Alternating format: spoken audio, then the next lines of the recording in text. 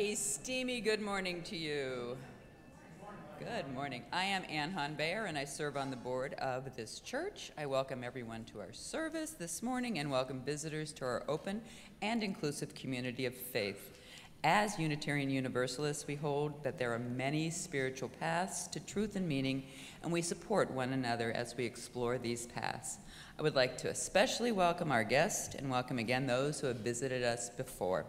Visitors, it is the custom of our congregation to invite you to stand and give your name and where you are from. If you feel comfortable doing so, are there any visitors who would like to introduce themselves? Anyone? Anyone? There they are. Yay, okay. Welcome. Welcome. My name is Jeanette Moore and I'm Laura. Welcome. Welcome. Ted Nichols, I live in Newton. Welcome. Welcome to everyone visiting today. Please join us after the service for coffee hour. We would love to have a chance to get to know you better. Tom's not here, but our Congregational Life Coordinator, Mary Law, and all of our members are eager to meet you. Our service can be heard outside the glass doors at the back of the sanctuary. Should anyone feel the need to leave the service for any reason, there are chairs provided for your convenience. As we begin our service, please silence all electronic devices. And I have a couple of additional announcements. I want to thank everyone who came out last night for an incredibly successful event, The Road to Change for the Parkland kids. This was their Virgin Town Hall, and it went wonderfully thanks to great planning and wonderful volunteers. Thank you, thank you, thank you, thank you. It was fantastic. And also, there are still spots available for you to sweat a bunch of weight off in the Gay Pride Parade today in Aurora. Tom is holding space for us. If you'd like to join us, there's people going out after the service. Please come. And that's it. Good morning.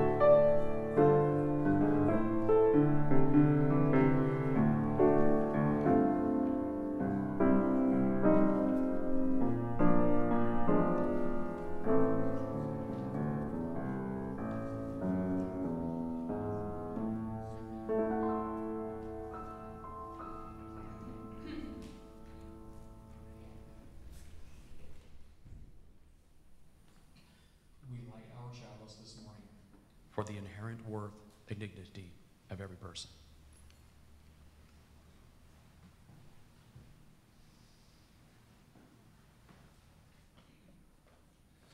Good morning. How do we parent our adult children? And how do we relate to our parents once we are adults? That's the topic of today's service. Each year, the men's group provides a service on Father's Day, and past topics have included our relationships with our mothers and our fathers. This year, we chose the topic of parenthood And more specifically, how do we parent our adult children? Today we will explore such diverse topics as wondering if we got it right once they are grown, dealing with adult children living at home, dealing with children who live far away, our changing roles from mommy and daddy to mother and father, dealing with our parents once we are adults, and some theoretical explanations of how we relate to our grown children. Several weeks ago, as we were doing our normal check-in at the beginning of our semi-monthly men's group meeting, I observed that I didn't see much of my 3 children or their own families except at holiday get-togethers. We all enjoy visiting and chatting, but my time with my 3 grown children was largely limited to 10 or 15 minutes of small talk in a very crowded house full of people on a few holiday occasions throughout the year. I felt that something was missing in my life, and our men's group spent some time discussing how do we relate to our kids once they are on their own. Is seeing them a few times a year enough? Should it be a few times a month? And what do we do together anyway?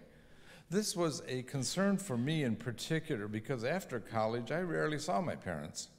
Further, we believe there may be some in this congregation who are completely estranged from their parents or from their adult children or in continual conflict. And thus our topic for today's service was born. We are not limiting this just to fathering children, but rather parenting our children, as men and women both have the same concerns. One issue that I think is common with any adult whose parents are still alive, or any parent with grown children, is how do I continue to raise the children, if at all?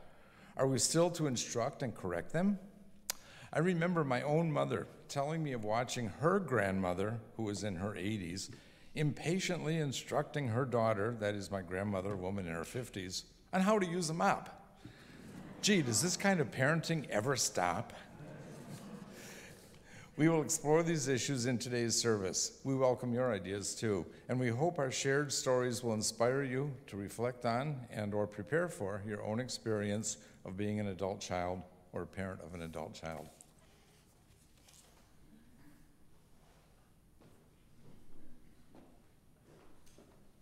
Good morning, everyone. One definition of a homily is a tedious, moralizing discourse. I promise to be neither tedious nor moralizing. The purpose of my homily today is to tell you about some books written more than 60 years ago that are relevant to today's topic about parents communicating with their adult children. You perhaps have never heard of Eric Berne or transactional analysis. If you have, raise your hand. That's good. That's good. Berne was born in Canada in 1910. Both his parents were doctors, so it's no surprising that he also went to medical school, became a doctor, and then became a Freudian psychoanalyst. But as his practice evolved, he decided that the Freudian worldview wasn't particularly appropriate or accurate, so he invented an entire system of understanding human behavior based upon what he called human transactions or interactions. There's a lot of interest in Buddhism around here at DUUC. One of the classic Buddhist texts is the Bardo Teol, otherwise known as the Tibetan Book of the Dead. It talks about ego states, in particular the ego states around dying, but the idea is ego state. By the way, this book was also the basis for Timothy Leary's first LSD manual. However, Berne uses the same concept of ego states as the Tibetan monks did 1,000 years ago. For Berne, an ego state, and I'm quoting at this point, is a consistent pattern of feeling and experience directly related to a corresponding consistent pattern of human behavior. And he identified 3 basic human ego states: child, parent, and adult. Everyone starts life as a child. Normal, average children are spontaneous, energetic, excited about being alive, and they're also undisciplined. So we've got the parent, the source of morality, source of consciousness in the sense of becoming aware of what socially proper behavior is. And hopefully, then they both, child and parent, mature into the adult stage. Now, Burns' adult stage is hard to argue with not being the ideal. He defines it as being like an artificial intelligence system processing information and making predictions about factors such as feelings that could affect its operation. Learning to strengthen the adult ego state is the goal of his whole system. When a person is in the adult ego state, you are rationally, objectively living in present time reality. If you're an existentialist, you'll know that Sartre and Camus and the other existentialists took the same view as that being the ideal functioning view of an adult human being. I first learned about TA in a management training program I took a long time ago. This system used to be very popular with organizational psychologists because the traditional work environment is a hierarchical environment. And it's pretty common for the boss to behave like the parent who tells you what to do and how to do it and when to do it, and the employee sort of being viewed as the child who's following the orders. So if you're a little bit unhappy at your job and you feel you're being treated like a child at work and you feel like being adventuresome, maybe you want to tell your boss you'd like to have an adult-to-adult conversation at work, okay? Now, to conclude, I'm very proud to say I've got 2 grown daughters and 2 grandchildren. Wendy, oldest daughter, is here hearing me. When I'm talking to my daughters, it's very useful in terms of mindfulness to think about transactional analysis. When I was in my work environment as an investment lawyer and talking to a lawyer 30 years younger than me across my desk, we were having an adult-to-adult conversation.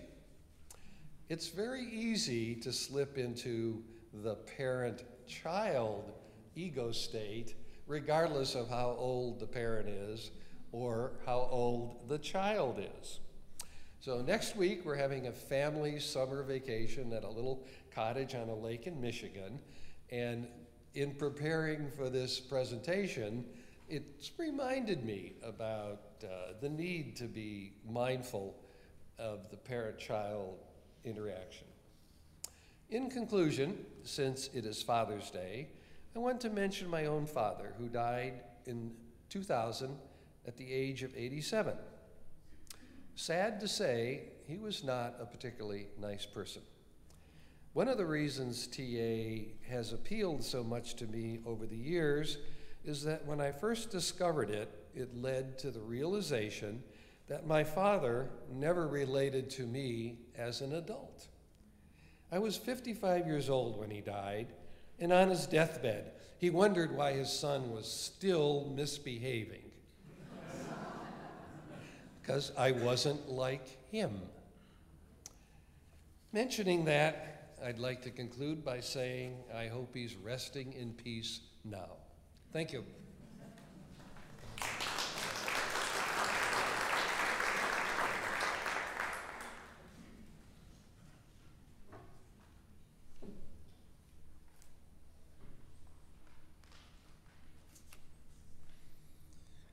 Hello.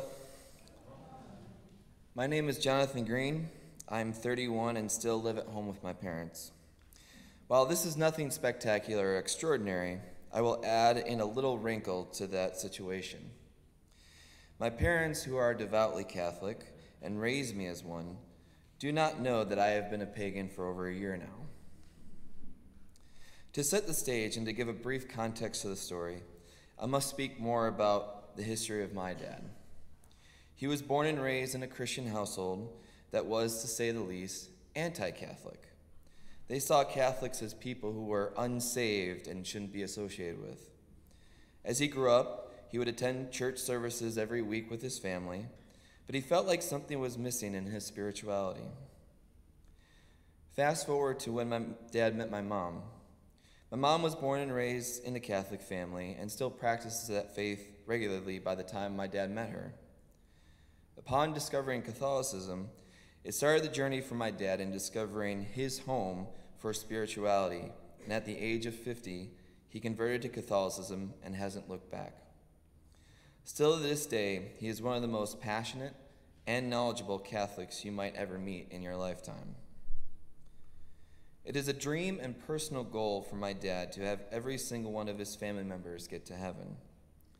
My mom, who is still maintaining and practicing her faith, and my only sister, my only sibling, who went to Franciscan University in Steubenville, one of the most conservative Catholic schools in the country, who graduated with a bachelor's degree in teaching Catholic theology, whose goal is to teach Catholic theology at a Catholic school, who worked at a Catholic company since graduating college in 2013, is very much Catholic.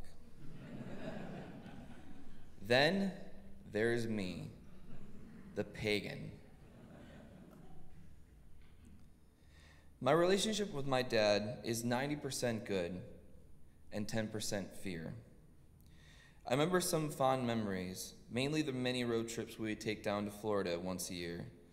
We watched many of sports games together on the TV, including and especially Michigan games on Saturday and Bears football on Sunday. He helped me with my training when I was playing football in middle school and high school. I considered him a very wise man when I was younger, and I considered him my highest role model for most of my life. With all sincerity, I consider myself lucky to have a father such as him to help raise me, and I credit a lot of who I am now to how he decided to raise me. But the 10% that I feared about him, I feel, directed more of my life's path and decisions than the 90%. Although he is not a compulsive abuser, there have been instances where it could be credited as abuse. The most recent, and to me, the one that crossed the line with me most egregiously, was accusing me of not giving a blank about my sister. My sister and I are close, and my sister is one of the nicest people you will ever meet, and in many ways she was very helpful to me in times that I needed it most when I was younger. To accuse me of not caring about my sister from my father's mouth, who would know better than anyone, was what broke my spirit the most from him. It was that very night that I decided that I could not follow in my father's footsteps and that I would have to find my own journey. The biggest struggle that I've had with my father, as I'm sure my father had with his, is a feeling of being good enough. In my father's eyes, at least from my perspective, because I wasn't more like him, I was not good enough for him. Because I wasn't as good of a Catholic as him, or wasn't as knowledgeable as him, or wasn't as successful as him, then in his eyes, I was a failure. And since I was a failure, he felt that negative enforcement would be the best way to motivate me, since that's what his father did with him. The problem is that I have a very sensitive soul, and although I don't take many things personally, I dramatically open up my heart to those people that I love. And when those people turn around and stab me in the very area that is vulnerable to them, it hurts exceedingly more. I do not want to start comparing the relationship to my father with anyone else's. I don't want to stand up here and say that it was better or worse than anyone else's either. Everyone has their own story, and everyone has a different experiences with their father. This is not meant to be a pity story, nor a story of triumph over tribulation. This is merely a story of how I discovered that I must trace my own path instead of following in the same footsteps as my father, and in many ways, becoming less like him and becoming more like who I need to be. But I would conclude in saying that I'm a lot like my father in more ways than I probably realize. I was born and raised in a Christian household that saw pagans as people who were unsaved and shouldn't be associated with. I attended church services every week with my family, but eventually felt like something was missing in my spirituality. And then upon discovering paganism, it started the journey for myself in discovering my home for spirituality. And at the age of 30, I left Catholicism and haven't looked back. I wonder, once my dad does find out, if he'll turn into the 10% I've always feared.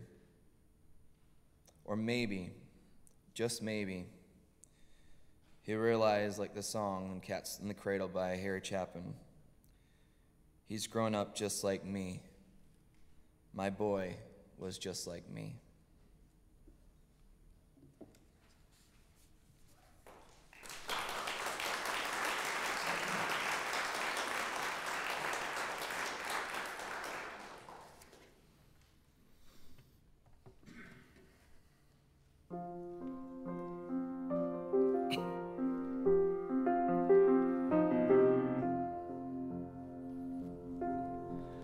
My child arrived just the other day.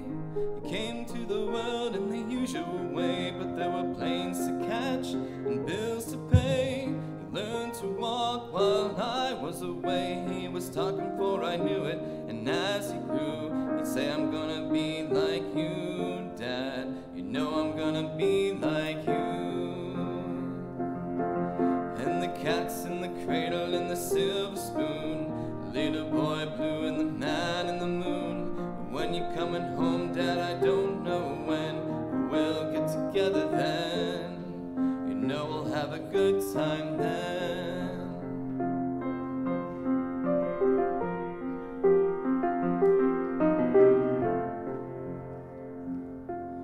My son turned 10 just the other day. He said, thanks for the ball, Dad, come on, let's play. Can you teach me to throw? I said, not today, I got a lot to do. He said, that's okay, and he walked away, but his smile never dimmed. Said, I'm gonna be like him, yeah, you know I'm gonna be like him.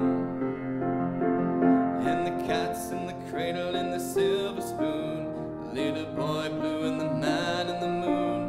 When you're coming home, Dad, I don't know when, but we'll get together then. You know we're gonna have a good time then.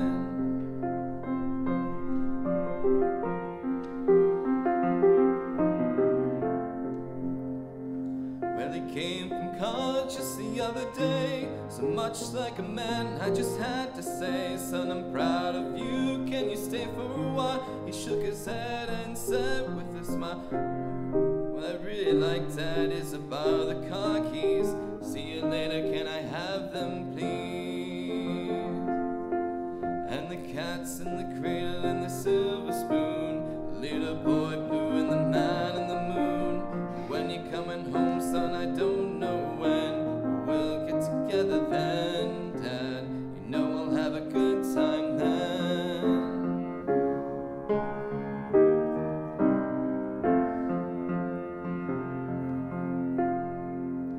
I've long since retired, my son's moved away.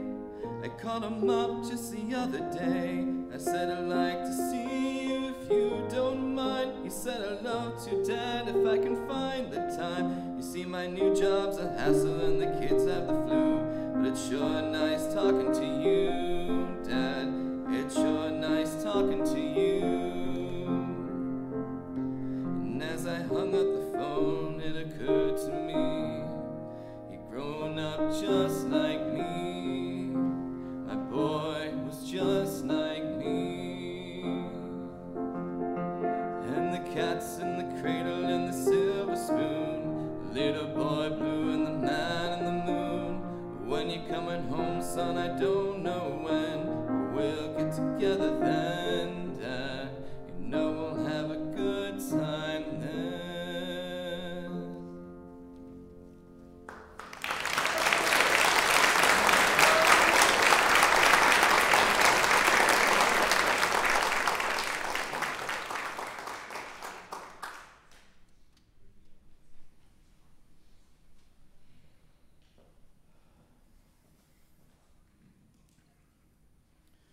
Good morning. My name is Ilya Thorin Hardage. My father picked the name. My mother picked the spelling. My mother and stepfather calls me Ilya. My father and stepmother call me Thorin. I've been a member of the men's group for more than 5 years. Disclaimer. Mom, Dad, I love you. Forgive.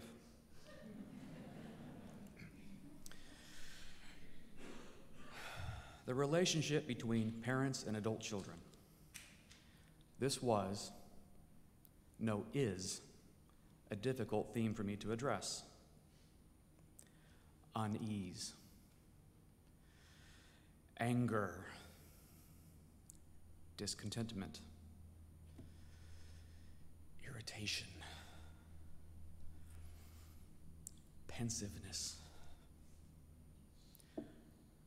When the men's group first suggested this topic, I completely blocked it. As in, for weeks, it simply didn't register.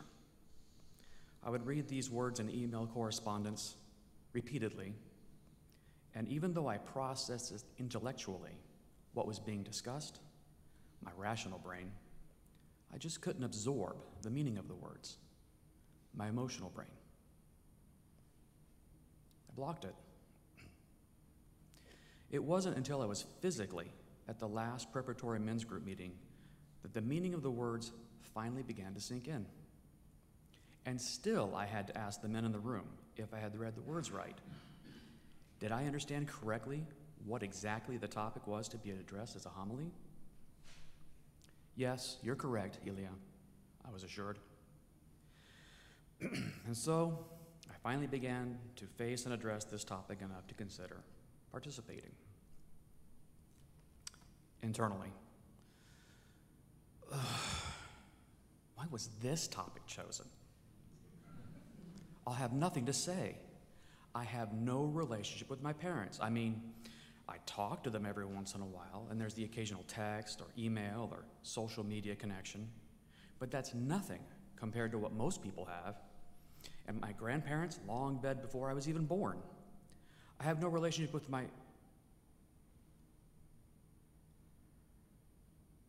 I managed to comment on the smoldering ember in my soul in front of the men's group around the table. A few moments pass, and then the knowing glances occur.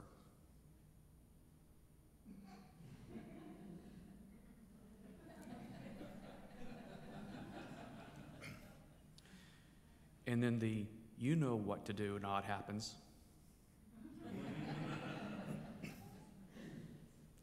And then the supportive affirmation is uttered. Yes, you can talk about something. It may even do you some good. And so I jotted down some words, some notes. Absence of parents and parenting. Intimacy. Null. Void. Father was an hour away and still didn't manage to visit me or his daughter-in-law and grandchildren. My family goes out of their way to visit after not having visited in over 7 years, and we're told we can't stay for more than 4 or 5 hours.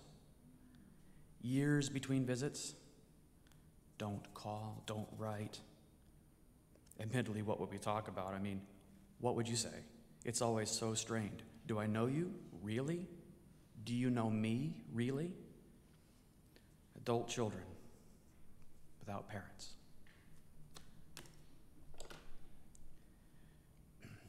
And then I gave it a few days. I had to. My work-life balance is crushing me. My family comes first. I have chores to do. I have to decompress. I haven't spent time with my friends. I have so much to do. And then I made the time to read the men's group assigned, suggested, reading, Making Peace with Parents. Wait, hadn't I already done this? To be clear, and so there's no misunderstanding, I both love and respect my parents. Coming to terms with my parents. Check. Appreciate what needs to be appreciating. Check. Understand what needs to be understood. Check. Forgive what needs to be forgiven. Check. At least, I think so. Maybe. Maybe. I mean, if there's a spectrum of love and hate, adore and despise, I'm easily in the positive zone. I have no doubt. I can personally attest to the efficacy and truth of the statement that, quote, people who learn unexpected facts about their parents not only understand their childhoods better, but gain a wiser perspective on their parents. I have learned and continue to learn more about my parents in my 30s and 40s as an adult child outside of the home than I ever knew about them as a child in the home. That's where I'm at. So much about my childhood and who I am began to make sense after I learned about what I was spared, what they did not pass on to me or my siblings.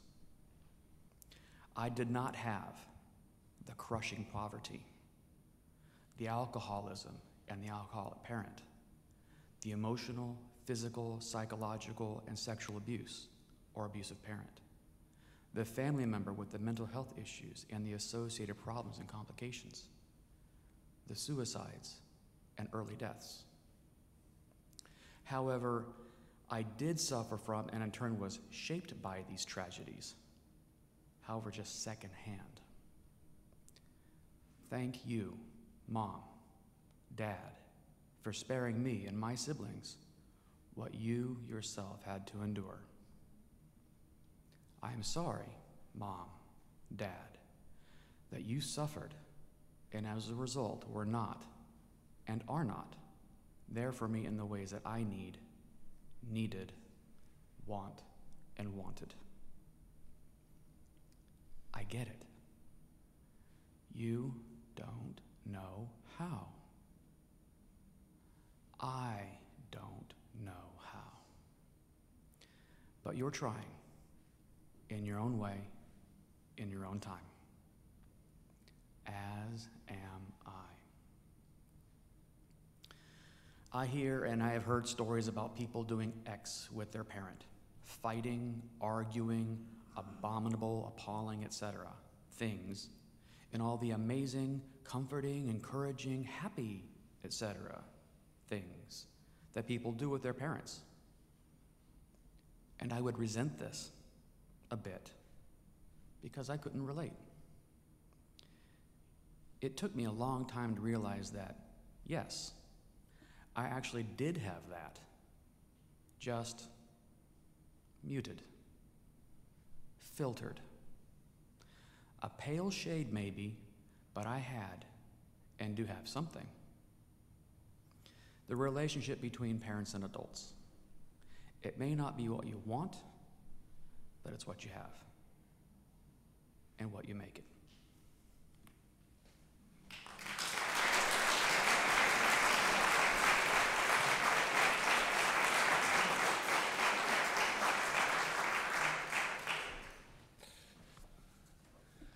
Good morning again. I want to talk about my role as a parent of grown children. In my family of origin, although everyone got along well with everyone else most of the time, it was not what I would call a very warm family. There was, and to this day continues to be, kind of a polite distance, a formality in our relationships. I was not really close to my parents, and after college I only saw them, they lived in Michigan while I lived in Illinois, a very few times in 30 years once I was on my own. I had no model to follow for what I would see as quote-unquote normal interactions between parents and grown children. I didn't know what most people did. I noticed Ilya made reference to the same kind of thing, and I rather wish I had. When it came to relating to my own grown children, somewhere in my subconscious, I must have believed that once I was through raising my children, that is, once they were out of college and had good jobs and were self-supporting, my work was done. I guess I thought I was like a bird who teaches the little bird how to fly and then is finished with them. While I am undeniably and forever their father, I'm not still their daddy who is responsible for their every action. What am I then? By extension, what are any of us parents? An advisor? A shoulder to cry on? A friend? A wise resource? I am still struggling to figure that out and create a balance between all of those. I have 3 children. 2 are married with 2 children each, and the third is divorced with a daughter. They all live within at most a 2-hour drive from here. All 3 are very independent, responsible people, fully capable of living their own lives. Even if I don't always agree with their choices, I like to give them the respect to leave them alone to live their own lives and not try to control them. Each of my children have children of their own, jobs, in-laws, outside interests, and the many, many things that occupy a person when they are working and raising a family. In short, they are busy. We get along very well and enjoy each other's company, but the quality time seems to have disappeared. Of course, I can see them pretty much any time, and yet, as the years rolled by, I began to wonder, what happened to the fun aspects of our relationships? The long talks, the times we went places together, or just hung out like we did when they were growing up. Does respecting their independence mean we will hardly ever even see each other? Something was missing.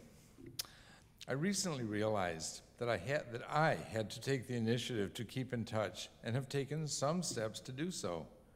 I unashamedly have invited myself up to Madison, Wisconsin, where one son lives with his wife and children, and arranged to stay a couple of days for no other reason than to enjoy their company.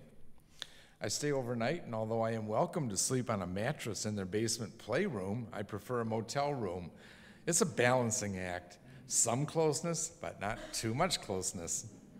While there, we just hang out, take the kids to a museum or zoo and have lunch or dinner. Dad's treat, of course, and it's fun. Recently, I took my daughter, who is a bank executive and apparently can afford the time, to a 2-hour lunch where we shared vacation photos. When my other son, who lives in Peoria, comes up to the suburbs for a day or 2 to work at his corporate office, I take him to dinner and we just catch up. These are small things, but they're new for me. They are much better than the hurried small talk at family holiday gatherings. I'm sure I could do more, and I will. But this is a start. The big lesson I learned is that, in general, I need to take the initiative to spend quality time with them, or else we wouldn't have this time together. It doesn't happen by magic. So to answer my question, I think it's about balance. I am partly all of those things: mentor, advisor, a shoulder to cry on, and a friend. A parent raises their kids, sees them off to make their way in the world, and hopes, if not expects, that all will be well. Sometimes the grown child asks the parent for advice, and sometimes not. My son in Madison, who is a teacher, and because I was a library administrator, he calls me every time he has an issue with management or the principal to get my perspective. What should I do, when dealing with this person in a suit? That's fine. My other 2 kids never ask my advice about anything at all, and maybe that's how it should be. They seem to be doing very well on their own. I'm still trying to find that balance between the various roles I play in their lives and between letting them live their lives as independent adults and still having good times with Dad. Thanks for listening.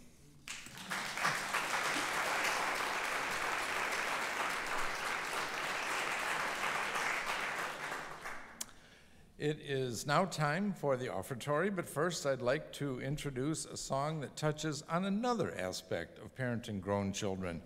I venture to say that anyone who has been responsible for the upbringing of a child pauses to wonder, did I get it right? You will hear a song from the musical Mame that addresses this. Some of you know the story of the wealthy, bohemian, and unconventional woman known as Auntie Mame, who takes on the job of raising her 11-year-old nephew among New York's rich and famous during the 1920s. Listen as Kelly Trombley Freitag sings, "If He Walked Into My Life." And please give generously to further the work of the church.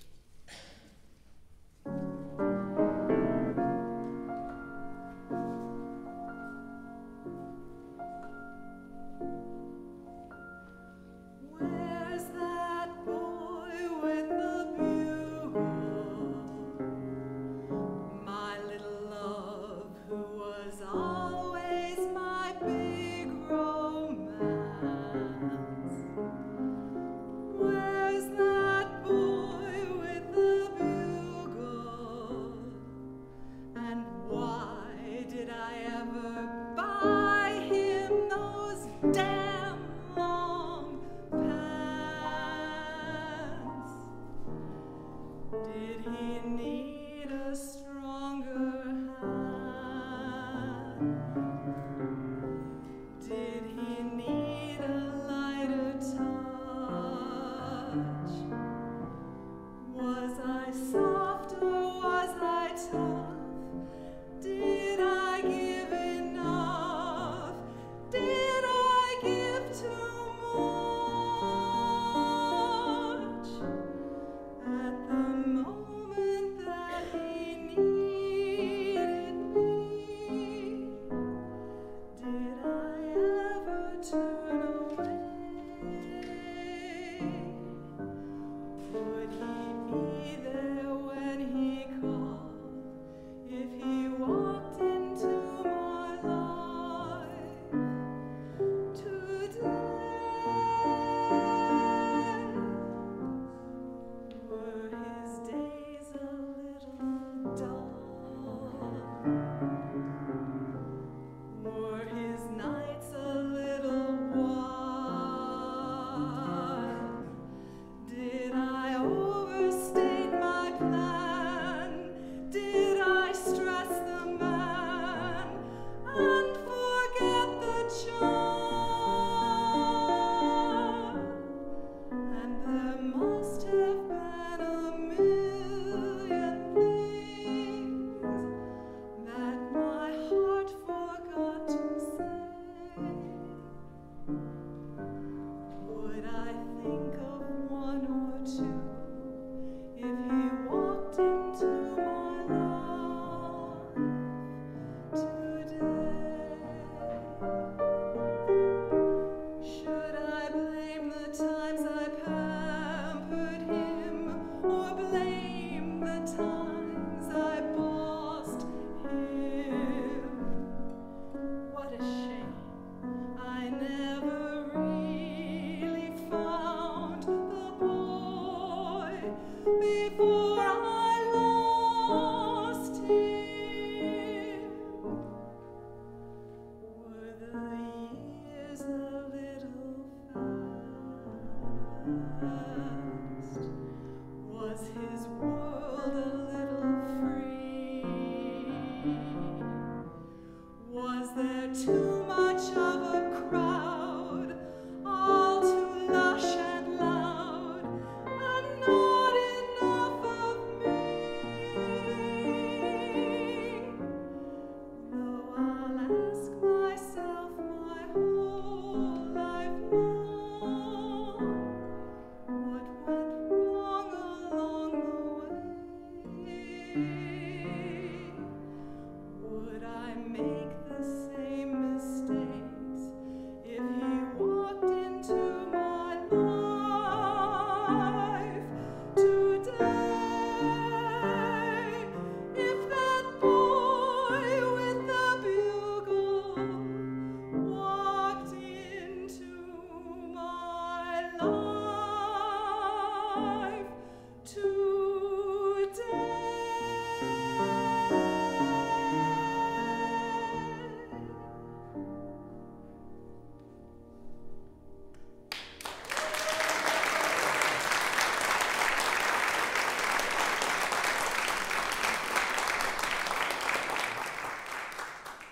Good morning.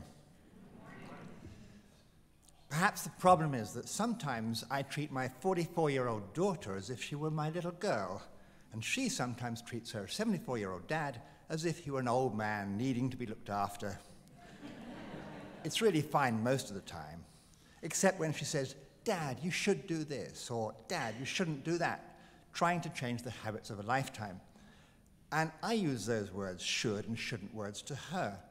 We should ban the word should from our vocabulary. In my family, the physical distance between generations has always been distant. Although Naperville is close to Vienna, Virginia, where my daughter Natalie lives, compared with the other distances. She's close to me in most respects. In fact, we just had a great, or 90% great, daddy-daughter week together at a writing workshop in Madison. Intergenerational distances runs in my family. My mother was born in India, and her father died when she was a girl, and he happened to be away in South America. That left my English grandmother alone in India with 4 children. My mother and her brother were sent to school in England, returning to India by ship some summers. My father's parents both died before I was born. They were Victorians. My father was born in 1897. Can you imagine? Anybody here have a father born in the 19th century? I have some fond memories of him, but he was 50 when I was 4, and we didn't play any games or sports together. Other kids' dads taught them how to play cricket, in England, of course, before they went to school. Dad died when I had just turned 14, so we never got to a dad-adult-son situation. I remember a kid down the street saying to me, "Is that your dad? I thought it was your granddad." I didn't like that remark, but my dad was old enough.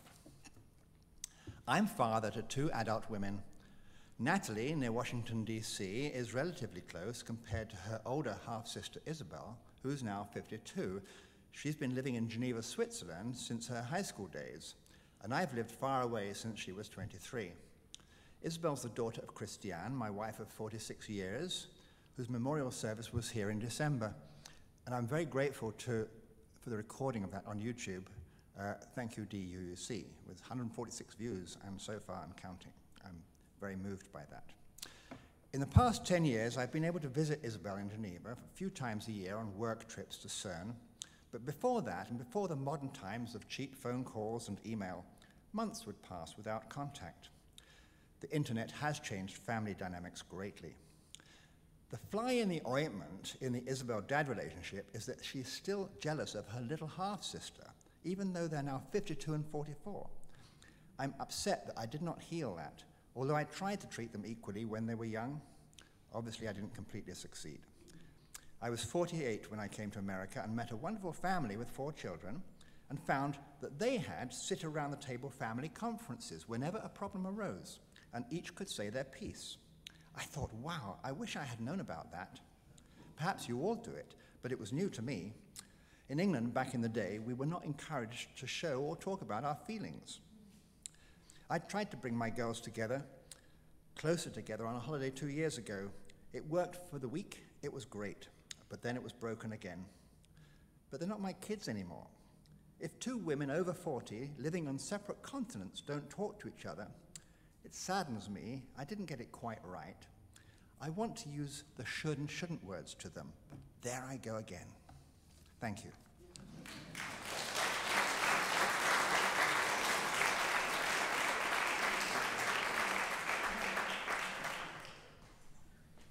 Good morning. I'm still feeling a little dehydrated from being out in the parking lot yesterday afternoon, and an emotional topic like this always gets me a little teary-eyed, so hopefully I'll survive. Let's see, I better get my talk out here.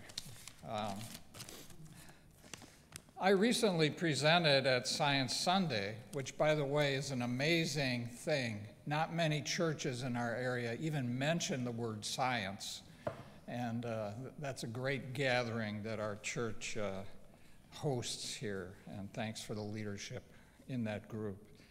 I presented on the impact of trauma on the body and brain and what promotes resiliency. I'd like to reflect a little on the relationship between parents and their adult children through the lens of resiliency development. A resilient relationship between a parent and an adult child can be defined as a relationship sturdy enough in its consistency, safety, and comfort to be able to tolerate and repair the inevitable relational errors that occur without destroying the relationship. Now, building a relationship like that involves a certain vulnerability.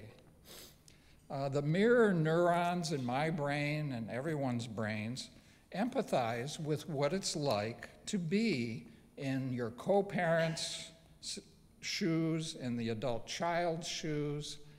So I need to be seriously proactive, as I do empathize with all the parties involved, to seek balance and self-care.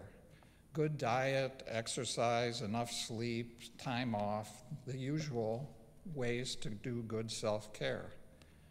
This idea of balance also implies that we be intentional about focusing on the positives and the strengths in our relationships.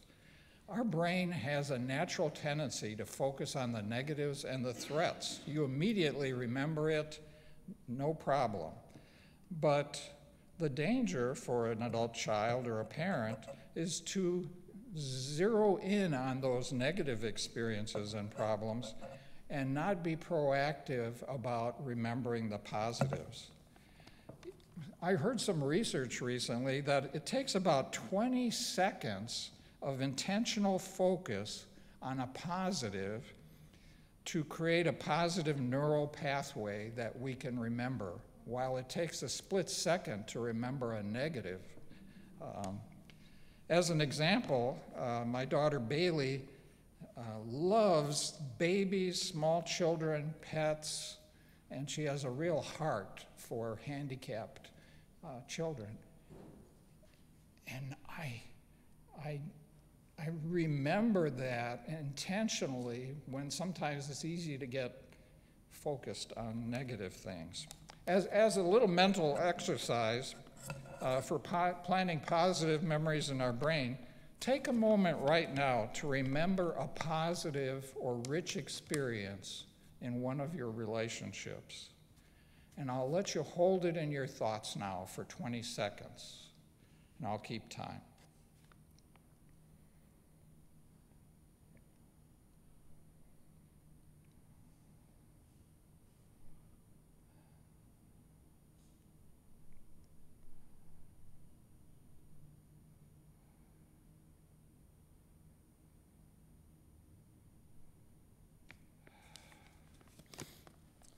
Okay, so being intentional about that has really been helpful, I think.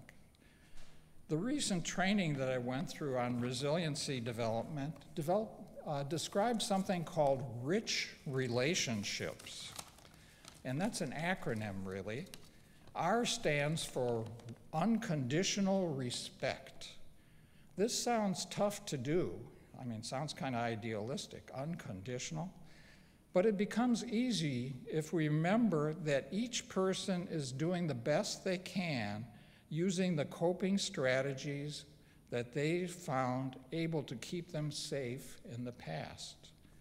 And seemingly paradoxically, unconditional also includes holding each other accountable, truly respecting each person's ability to manage or learn to manage their words and deeds to meet their responsibilities to other people.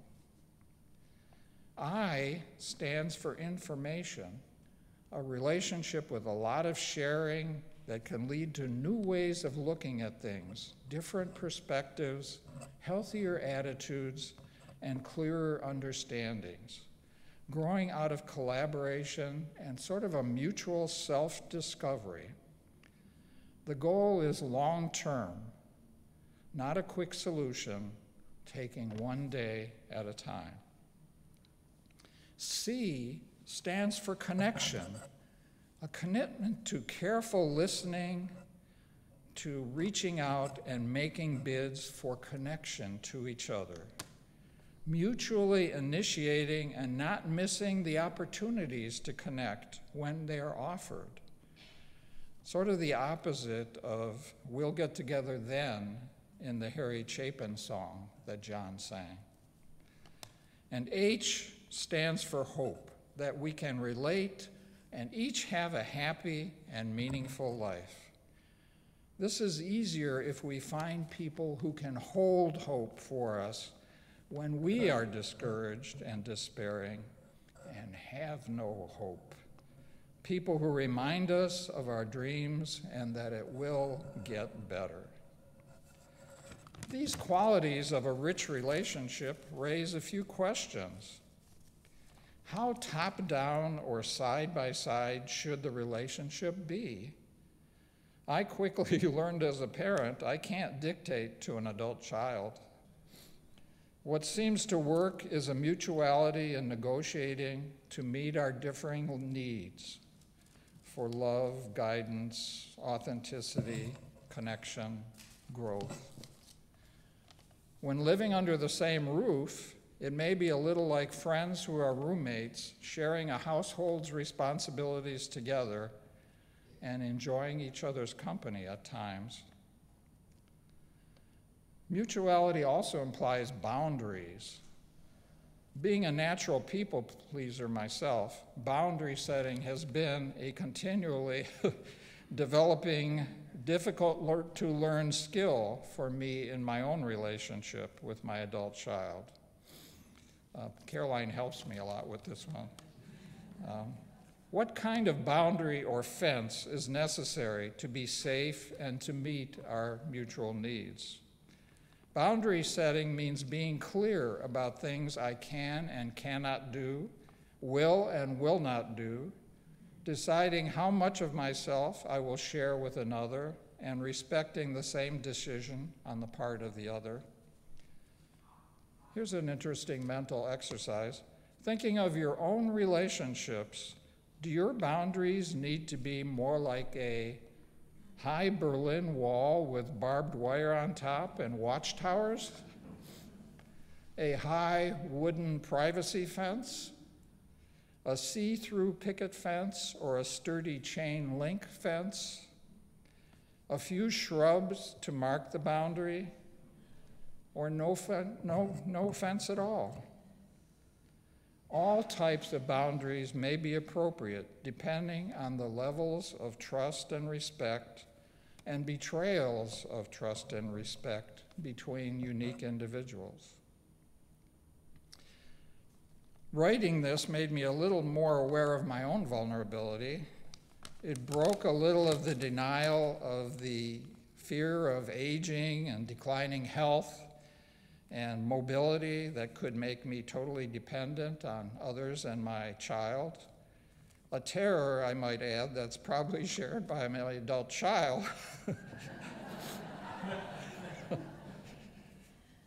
Our society isn't largely a multi-generational living in one home type of culture. Every generation is expected to meet their own needs and fend for themselves, not unfairly burdening another generation. Not cool for parents to make adult children feel guilty about getting them to write, call, or visit more. It takes humility for me as a parent to let my adult child start guiding me a little, and for my adult child to let me still offer guidance to them.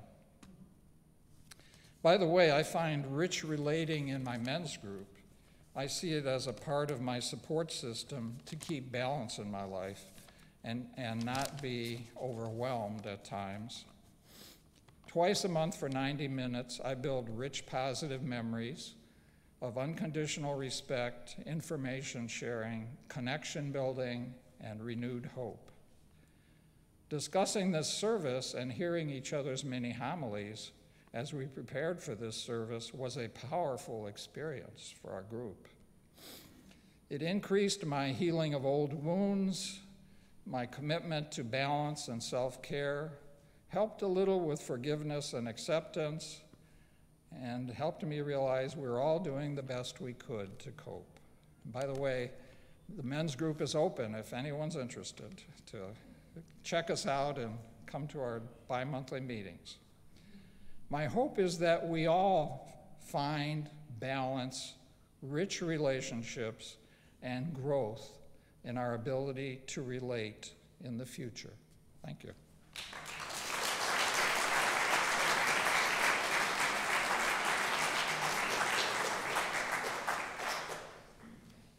We turned in the text for the order of service before we did our dress rehearsal.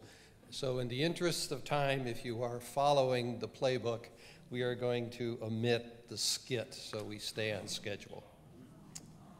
That's okay. I want to thank you all for coming today. This is the 8th Sunday service in the summer that the men's group has done. We put a lot of time in preparing it, and I'm encouraged that the fact I think our reputation is solid with the turnout. There has been a lot of discussion around the church about the new comprehensive curriculum that's going to be used next year with monthly themes.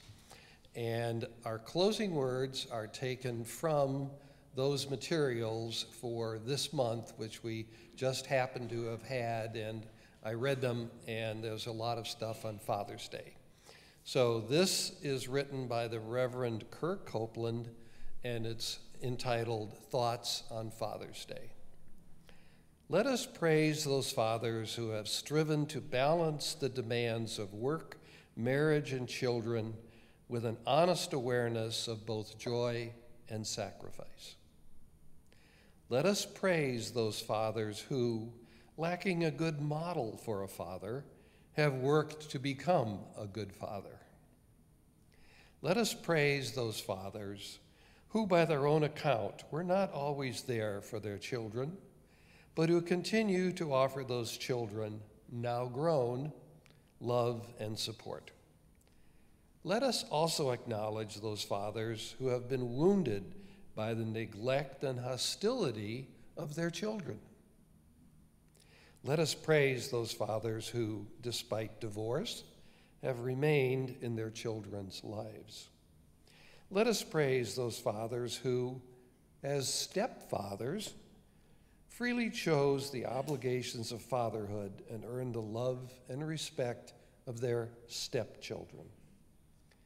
Let us praise those men who have supported us in their role as father figures, mentors, and guides.